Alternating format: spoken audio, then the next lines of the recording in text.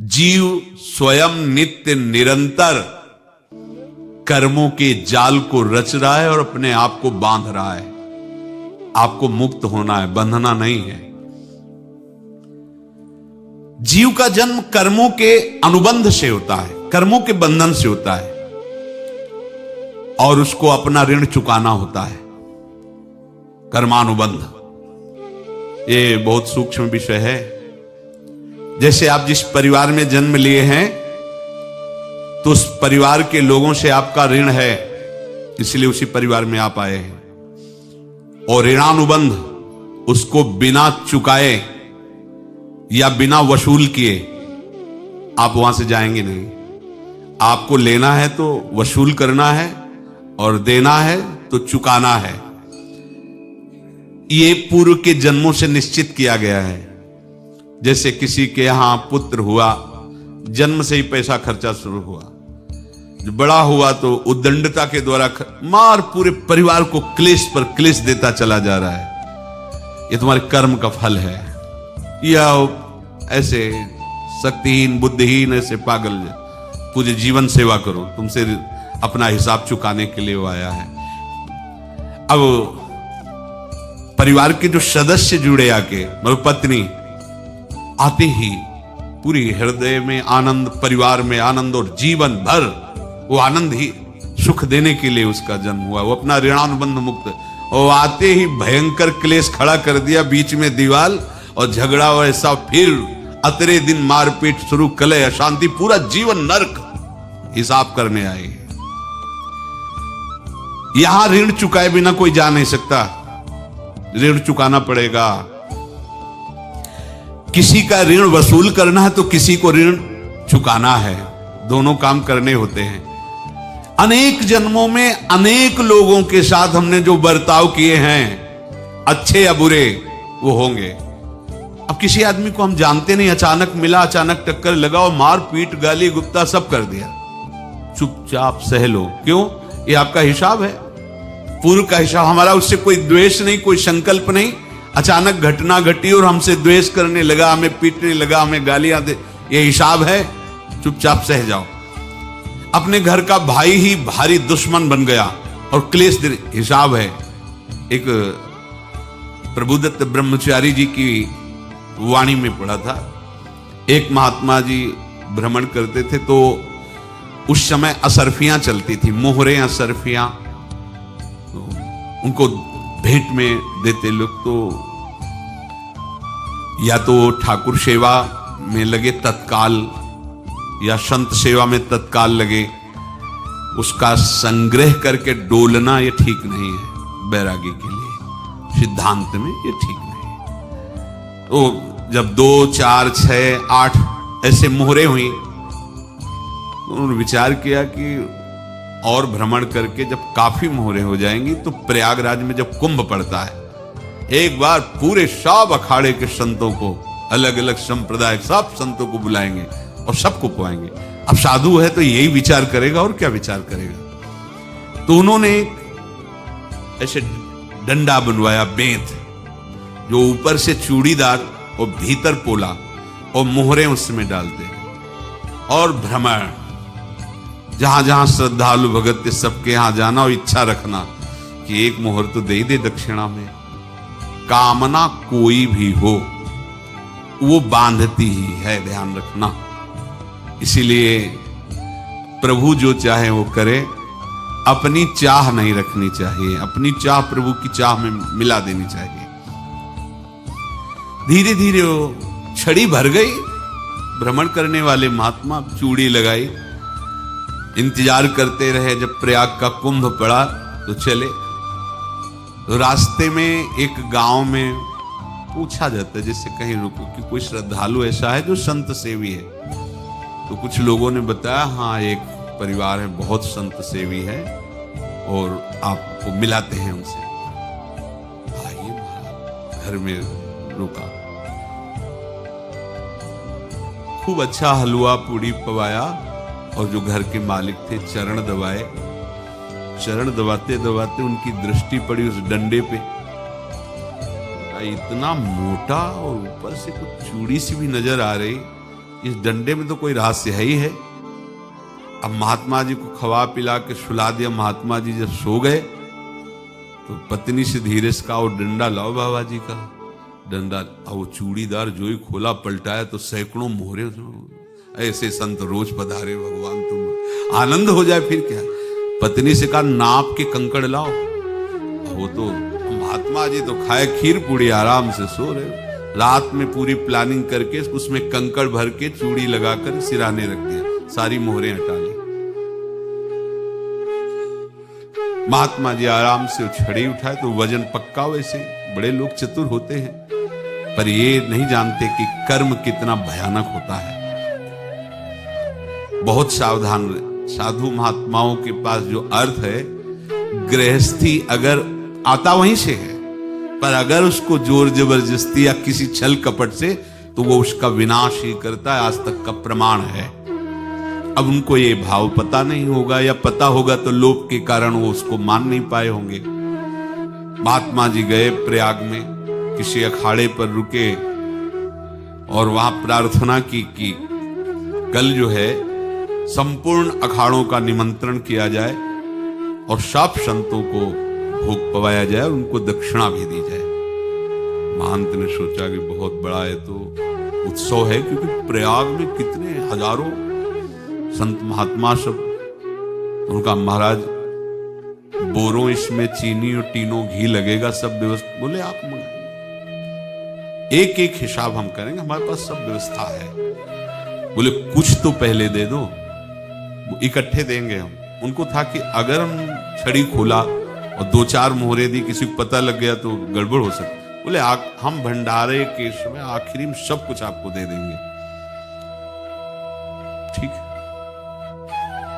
वो अपने पास से पैसे लगाकर खूब जितना सामग्री सब लाए, लाखों की, और सब संतों को निमंत्रण कर दिया। संत जन निमंत्रित हो गए, भंडारा बन रहा है। तब वहां के महंत है, उनका देखो भंडारा भी बन रहा है, संतों को निमंत्रण। अब आप अर्थ की व्यवस्था कीजिए, क्योंकि इतनी बड़ी हमारी सामर्थ्य नहीं थी जितना हमने किसी तरह हमने व्यवस्था की। अब मुझे अर्थ चाहिए, तभी आगे की व्यवस्था बढ़ेगी। संतों को दक्षिणा देंगे और जिनसे अर्थ लिया उनको दे। देखो रसोई बन गई है सब। उनका छत में विश्वास नहीं तो यार चूड़ी खोली। उनको तो था ना कि मोहरे हैं कंकड़।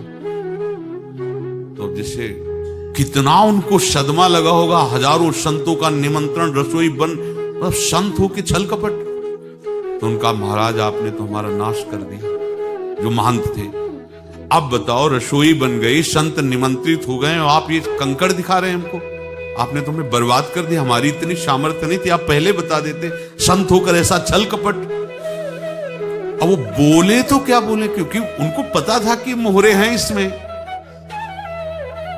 अंदर से उनका चिंतन गया उसी सेठ के पास। अच्छा ऐसा धोखा हमारे साथ किया, भोगोगे तुम। ये जो निकलता है ना भोगोगे, ये अकाट्य होता है। क्योंकि किसी का भी हृदय, मान लो किसी भी जीव जंतु को आप कष्ट दें और उसका हृदय आह भर जाए, तो वो आह वज्र की लेख है, तुम्हें भोगना पड़ेगा। वो देखो भीष्म जी को भोगना पड़ रहा है। सांप को ऐसे धनुष की नोक से उठाया और बंबूल के कांटों के ऊपर फेंक दिया। कई दिन तक छेदा हुआ, वो आह भर करके मरा। तो आपको 6 महीने बाणों की सैया पर आह किसी की ना लेना जिंदगी। कोई ऐसा कोई आह भर करके कह दिया तुम समर्थ हो, हम तो कुछ कर नहीं सकते। वो अंदर से दुखी, फिर तुम्हारी सामर्थ्य काम नहीं करेगी, मिट्टी में मिला देगी। फिर ये तो संत थे और भगवत आराधना के लिए, संत आराधना के लिए ही ऐसा किए हुए थे। अब इनका कैसे मुंह दिखाएं। गए और संगम में जाके छलांग लगाए, अपने प्राण त्याग दिए। अब उनके तो पास मोहरे थी और व्यापार बढ़ा, और 9-10 महीने बाद ही लड़का हुआ। अब तो उनको आके संत फलीभूत हो गया। व्यापार चल रहा, लड़का नहीं होता था, लड़का भी हो गया। बस बीमारी शुरू हो गई उनके शरीर में। अब उसमें पैसा जाना शुरू हुआ। इतने आसक्त वो दोनों हो गए कि कुछ भी हो, व्यापार ठप, संपत्ति बेचना शुरू। तो उन्होंने कहा कि बेटा मैं क्या कर सकता हूं तुम्हारे लिए? बोले हमारी अंतिम इच्छा है प्रयाग चलो, और जितने प्रयाग में संत महात्मा सबको एक बार भंडारा करवाओ, हमारी इच्छा अंतिम है, क्योंकि अंतिम यही इच्छा थी। बोले अब ज्यादा संपत्ति तो नहीं रह गई, तो बोले घर बेच दो, मेरे लिए ही तो है, बेच दो।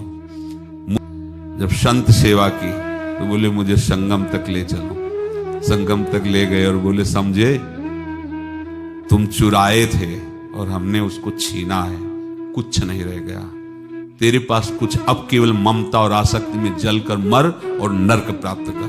मैं वही महात्मा हूं जिसकी तूने मोहरे ली थी, शरीर छोड़। ऐसा नहीं कि आप जो कर रहे हैं कोई देख नहीं रहा, कोई हिसाब किताब नहीं, जो कर रहे हैं अवश्य में भोक्तव्यम, बहुत सावधान। अनेक जन्मों में अनेक लोगों से जो कुछ लिया दिया है, इस लेने देने को मिटा देने के बाद ही तुम मुक्त हो गए। इसीलिए एक उपाय है, लेना न देना मगन रहना। क्या? मालिक को समर्पित हो जाओ, मालिक को अपना माना हुआ समर्पित कर दो, खत्म। अहम त्वाम स्वरूपापेभ्यो मोक्षयिष्यामि, सब खत्म, आगे पीछे लेना देना सब खत्म। एकादश स्कंद में भगवान श्री कृष्णचंद्र जी ने कहा जो मेरे चरणों का आश्रय लेकर भक्त मेरा भक्ति करता है, उसके पितृ ऋण, मातृ ऋण, देव ऋण, ऋषि ऋण, सब ऋणों से मैं मुक्त कर देता हूं। बस यही एक उपाय है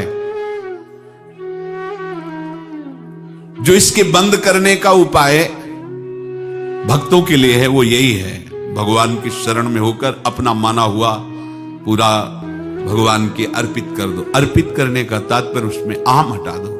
तो दियम वस्तु गोविंदम तुभ्यमेव समर्पय। जिनसे तुमने सेवा करवाई है उनकी सेवा करनी पड़ेगी, जिनसे तुमने जो कुछ लिया है उनको देना पड़ेगा। ये लेने देने का व्यापार जब तक समाप्त नहीं होगा तब तक तुम्हारा जन्म मरण चलता रहेगा। अब आपको यहां समझना है, यदि आपसे किसी ने पैसे लिए बेईमानी करके नहीं दे रहा है तो आप उसको गाली मत दीजिए, आपने बेईमानी की थी इसलिए आपकी बेईमानी हुई है, ले गया, कोई बात नहीं है, बंधन से मुक्त हुए, जो बोझा था चला गया। उसको ऐसा ना देखे कि ये बेईमान हमारे रुपए मार लिए, अब जो कुछ होगा देखेंगे। अगर आप आगे नया कुछ करते हैं तो फिर आगे का हिसाब आपको भोगना पड़ेगा, ध्यान रखना। ऐसा नहीं है कि आपको भोगना नहीं पड़ेगा। एक ही उपाय है कि अब जो शरीर धारण किए इसी में जो भोग ले, आगे ना होना चाहिए। तो क्या करे?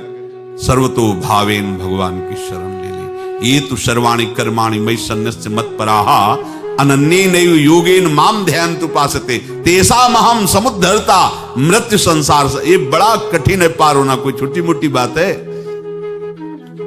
एक महात्मा बाल्यावस्था से भजन करते थे, शालिग्राम भगवान पास रखते थे और उन्हीं की आराधना करके बस पाठ, नाम, जप और भ्रमण करते थे। यौवन अवस्था थी, गंगा जी के किनारे अपने ठाकुर को विराजमान करके स्नान करने के लिए कपड़ा ही उतार रहे थे कि 90 लोग आ गए, भाला तलवार सब ले, मारो मारो इसको मारो, घेर लिया। तो उन्होंने हाथ जोड़कर कहा हमने क्या अपराध किया? कोई सुन ही नहीं रहा। तो उन्होंने कहा मार तो डालोगे ही आप 90 लोग, हम कोई अस्त्र शस्त्र तो लिए नहीं, एक बार हमें गंगा में डुबकी लगा देने दो और अपने ठाकुर को स्नान करा देने दो, फिर इसके बाद आप मार देना।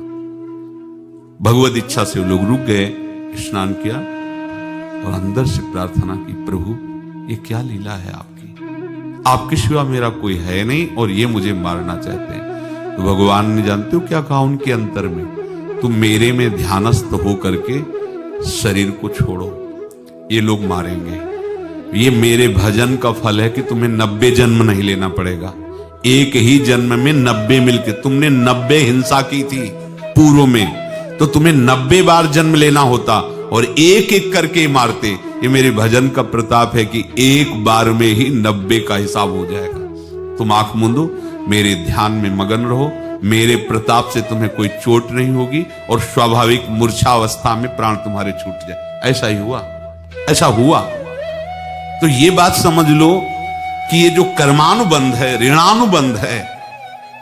अब देखो अगर शाप महात्माओं ने दिया कि तुम्हारे वंश का इससे विनाश होगा, तो भगवान भी परम धाम जा रहे तो उसी कील से, बाण की नोक में जो मछली लील गई थी छोटा कण, उसी से की नोक बनाई और उसी नोक प्रहार किया। भगवान के श्री चरण में वही बाण की नोक लगी और भगवान ने स्वीकार किया ना। भगवान का बड़ा लीला विचित्र है। अगर छुप करके उधर रामावतार में बात, तो इधर स्वीकार किया है भगवान ने। ऐसा कहीं नहीं दिखाया कि मैं भगवान हूं तो मैं अपने लिए, ऐसा नहीं दिखाया। नारद जी का हित किया पर नारद जी ने श्राप दिया तो भगवान ने स्वीकार किया। बंदरों ने ही सहायता की, जैसा बोले थे वैसा। ये लीला इस शरीर में भोगनी पड़ेगी। हाँ, ज्यादा को कम में भुगता देंगे, पर अब अगला शरीर ना मिले इसके लिए सर्वतो भावेन भगवान के आश्रित हो जाए। जैसे आपने दुकान फैला रखी है तो उसमें दो काम होते हैं, लेना और देना। किसी को उधार दिया है तो हमें उसे लेना है, और कोई नगद देकर सामान ले रहा है तो उसे सामान देना है, या उधार लिया है तो हमें उधार देना है। अब अगर दुकान बंद करनी है तो तुम्हें देने वालों पर जोर देना है, लेने वालों पर जोर नहीं। लेने वाला तो जाओ हम क्षमा किया, समर्पित किया, हमारा कोई संबंध नहीं, खत्म हो जाए, वो खुशी हो जाएगा। लेकिन देने वाला तुम अगर दुकान भी उठा दोगे तो जहां भी रहोगे तुम्हारे पास वो आएगा, लाइए हमारा। तो देने पर नजर रखिए, जिसका जिसका हिसाब है वो आपके सामने आता जाए, हटाते जाओ। लेने पर नजर मत रखिए और दुकान फौरन उठा दीजिए, नहीं अगर लेते देते रहे तो चलता रहेगा। आगे चलकर कुछ लेना न देना, मगन रहना बस अपने प्रभु के चिंतन में। समझ रहे हो? उनको पता है क्या लेना है क्या देना है, इनके पास पहुंच गए, सरकारी हिसाब से सब बराबर कर देंगे। हमको अपनी जिम्मेवारी इनकी चरणों में समर्पित कर देना है, तभी हम जीवन मुक्त होंगे। ये रहस्य की बात है। जिसके संपूर्ण कर्मों के आरंभ संकल्प और कामना से रहित हैं, तथा जिसके संपूर्ण कर्म ज्ञान रूपी अग्नि से जल गए हैं, उसको ज्ञानी जन भी पंडित कहते हैं, बुद्धिमान कहते हैं।